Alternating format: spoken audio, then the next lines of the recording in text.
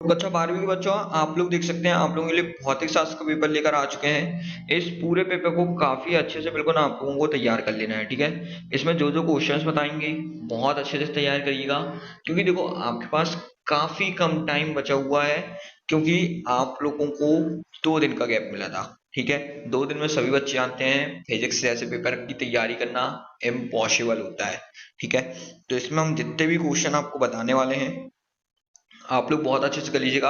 और साथ ही साथ जैसे कि हमने आप लोगों को इंग्लिश के पेपर का भी प्रूफ दिया था कि पूरे क्वेश्चन जो बताए हैं, टेलीग्राम आपने नहीं ज्वाइन किया है सबसे पहले टेलीग्राम ज्वाइन कर लेना। वहां पर हमने सब एक एक क्वेश्चन के आंसर का प्रूफ दिया है, क्वेश्चन आंसर्स का, ठीक है। और यदि आप चाहते हैं फिजिक्स में एक अच्छा स्कोर करें, बेटर स्कोर करें, तो आप हमारे प्राइवेट ग्रुप में ज्वाइन हो जाइएगा। टेलीग्राम पे आप मैसेज कीजिएगा, ठीक है। उसका चार्ज 299 रुपीज है, ठीक है। आपको लेकिन आज शाम को 7 बजे वो बढ़ के हो जाएगा 499, ठीक है।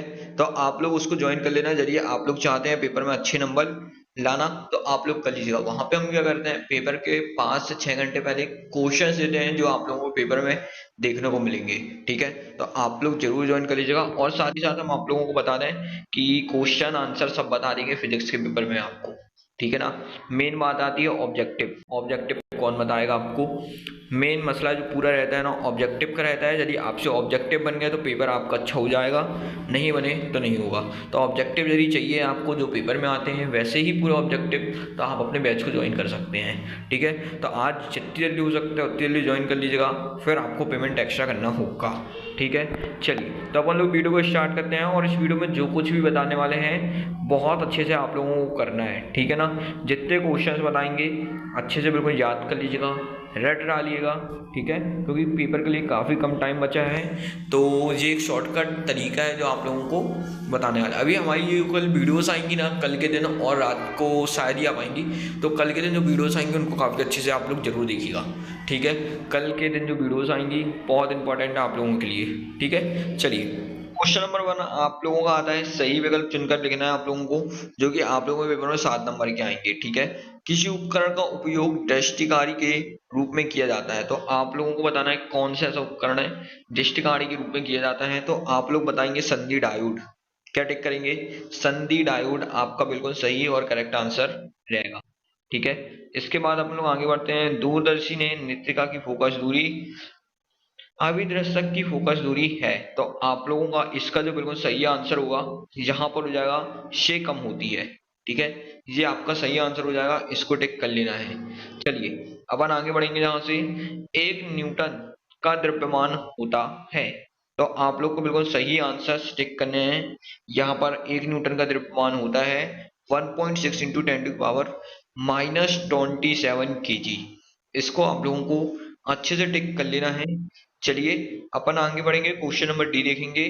धारा घनत्व का एसआई मात्रक है, तो आप लोगों को यहाँ पे धारा घनत्व का एसआई मात्रक लिखना है एम्पेयर मीटर स्क्वायर। इसको अच्छे से टिक करके याद कर लीजिएगा, धारा घनत्व का एसआई मात्रक क्या होता है, ठीक है। चलिए यहाँ पे शुद्ध संधारित्र पर्यावर्ती परित में प्रवाहित धारा वोल्टता मध्य कलांतर होता है, तो आप लोगों को यहाँ पर इसका सही से आंसर लिख लेना है, ठीक है। तो आप लोगों का इसका जो बिल्कुल सही और करेक्ट आंसर हो जाएगा तो वो हो जाएगा आप लोगों का π/2।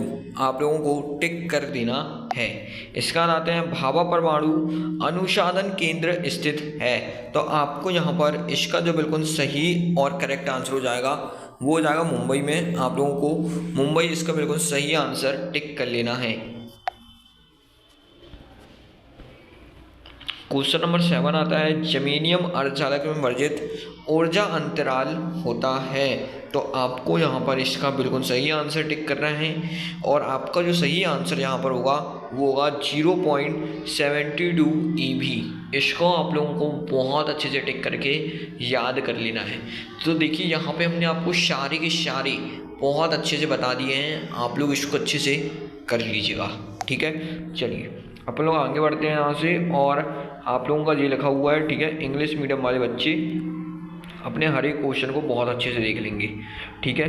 बहुत अच्छे से देख लीजिएगा, याद कर लीजिएगा। अब अपन लोग क्वेश्चन नंबर 2 पढ़ेंगे, रिक्त स्थान, ठीक है ना। रिक्त स्थान काफ़ी अच्छे से करना है आप लोगों को। जहाँ पे क्वेश्चन नंबर 1 आता है, चुंबकीय क्षेत्र एक ... राशि है। तो आप लोगों को यहाँ पर लिखना है चुंबकीय क्षेत्र एक सदिश राशि है। क्या लिखेंगे आप लोग? सदिश राशि है। ठीक है, इसको अच्छे से लिख लीजिएगा, सदिश राशि है। चलिए, शंट के उपयोग के धारामापी की डॉट डॉट डॉट कम हो जाती है। तो आपको लिखना है शुभग्रहिता। क्या लिखेंगे आप लोग यहाँ पे? शुभग्रहिता। ठीक है, आप लोग इसको अच्छे से लिख लीजिएगा, शुभग्रहिता हो जाती है।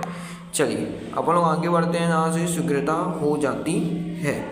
इसके बाद क्वेश्चन नंबर 3 आता है, आदर्श प्रेरकत्व का अमोघी प्रतिरोध डॉट डॉट डॉट होता है। तो आपको यहाँ पे लिखना है शून्य होता है। कितना होता है? शून्य होता है।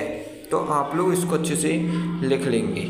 चलिए, क्वेश्चन नंबर 4 देखते हैं, दृष्टि धारा की आकृति डॉट डॉट डॉट डॉट होती है। तो आपको लिखना है कितनी होती है? शून्य होती है। आप लोग इसको अच्छे से लिख लेंगे। चलिए, यहाँ पे क्वेश्चन नंबर 5 देखेंगे, सबसे अधिक आवृत्ति की विद्युत चुंबकीय तरंग डॉट डॉट डॉट डॉट होती है। तो आपको लिखना है यहाँ पे गामा किरणें। क्या लिखेंगे? गामा किरणें। तो आप लोग इसकी लिख लीजिए, इसकी सबसे अधिक होती हैं। ठीक है, गामा किरणें। तो आप लोग इस प्रकार से अच्छे से लिख लेंगे। चलिए, नेक्स्ट पढ़ते हैं अपन लोग, और यहाँ पे लिखेंगे प्रकाश तरंगे की आवृत्ति डॉट डॉट कोटि की होती हैं। तो आप लोगों को यहाँ पर बताना है कैसी होती हैं। तो आप लोग यहाँ पे इसका आंसर लिखेंगे। तो लिखना है आप लोगों को कम से कम। ठीक है, कम से कम होती है। ठीक है, इसका जो सही आंसर है अच्छे से लिख के याद कर लीजिएगा आप लोग। चलिए नेक्स्ट, प्रकाश का वेग विरल माध्यम से संगन मध्य तक जाने पर है। तो आपको यहाँ पे लिखना है, देखिए कितना होता है यहाँ पे, 10⁻14 हर्ट्ज। ठीक है, ये आप लोग लिख लेंगे, ये इसका बिल्कुल सही और करेक्ट आंसर हो जाएगा। इसको अच्छे से लिख लेना है आप लोगों को। चलिए, अब अपन लोग यहाँ से आगे बढ़ते हैं। तो आप लोग सभी आंसर को बहुत अच्छे से बिल्कुल याद कर लीजिएगा। इंग्लिश मीडियम वाले बच्चे अपने बहुत अच्छे से सभी क्वेश्चंस को देख लेंगे। चलिए, अब अपन लोग आगे बढ़ते हैं यहाँ से और देखेंगे यहाँ पर शत सत्य। ठीक है ना, शत सत्य आता है यहाँ पर, अच्छे से आप लोग देख लीजिए। ठीक है, चलिए, एक अपूर्ण चक्र में किसी प्रेरक को अपूर्त मध्य शक्ति शून्य होती है। तो आप लोग यहाँ पे इसका जो बिल्कुल सही और करेक्ट आंसर लिखेंगे, ये बिल्कुल सही है।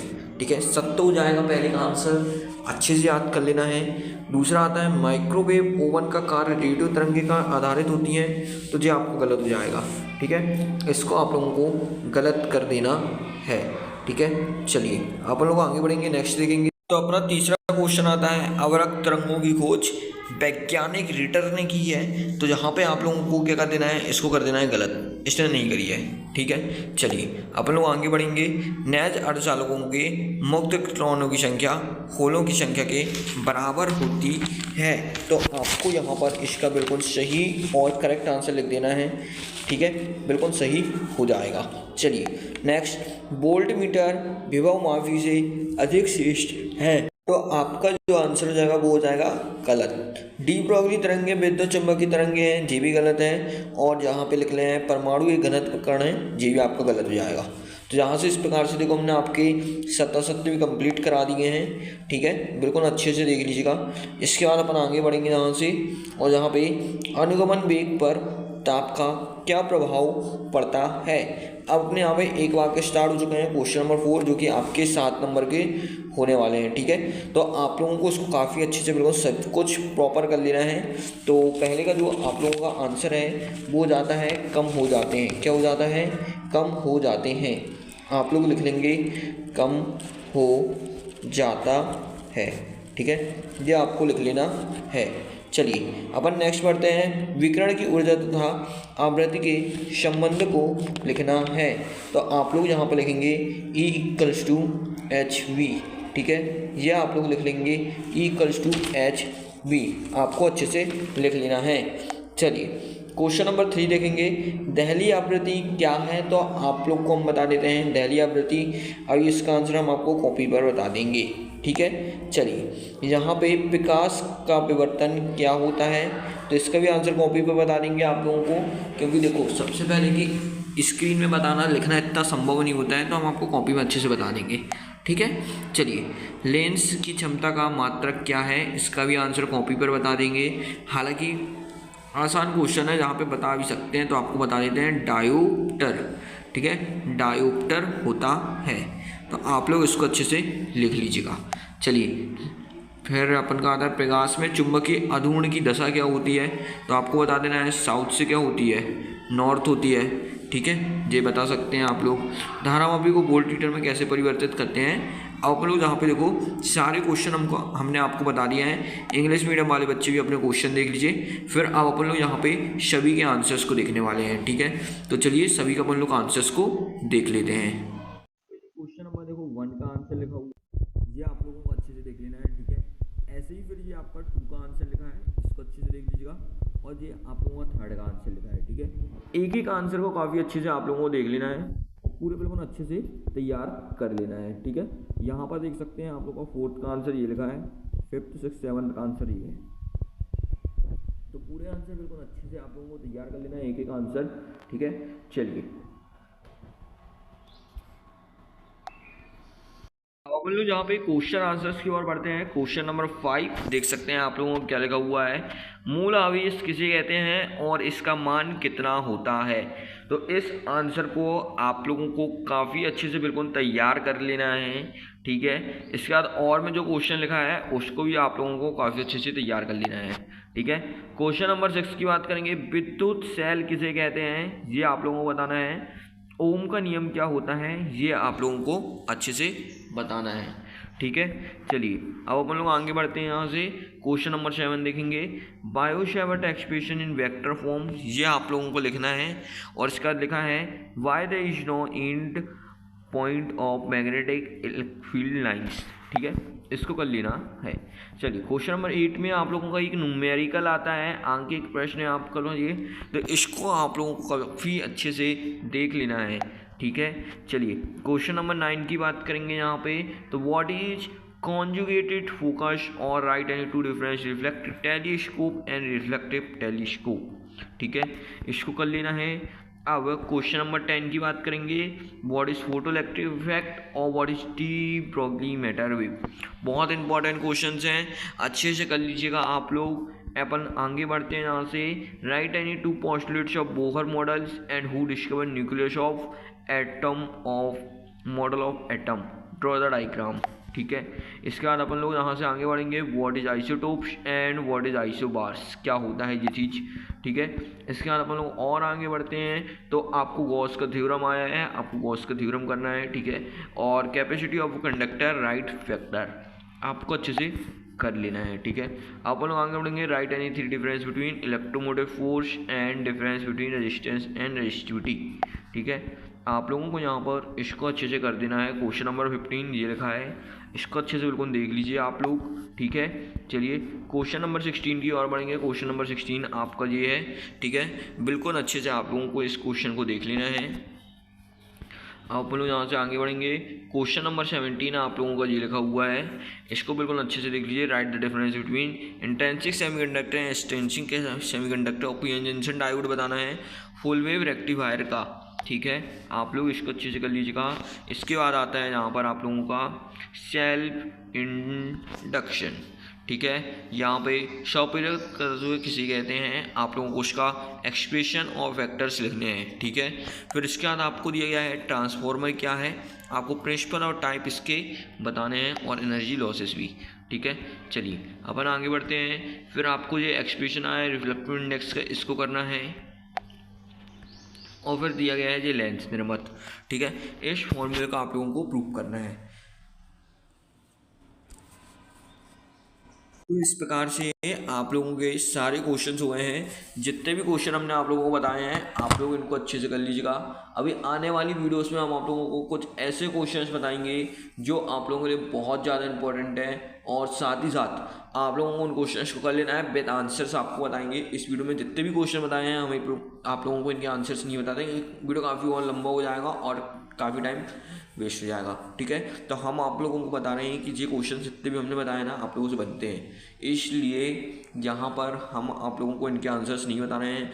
अगली आने वाली वीडियोज़ में आपको विद ऑब्जेक्टिव बताने वाले हैं और आंसर्स भी बताने वाले हैं, तो आप लोग अच्छे से देख लीजिएगा उन वीडियोस को भी। और साथ ही साथ हम आप लोगों को बताते हैं यदि आपने बैच को नहीं ज्वाइन किया है तो बैच को इनरोल कर लीजिएगा, काफ़ी कम टाइम बचा है आपके साथ, वहाँ पे काफ़ी ज़्यादा बेनिफिट आप लोगों को देखने मिलेगा। मिलते हैं अपन लोग अगली वीडियो पर।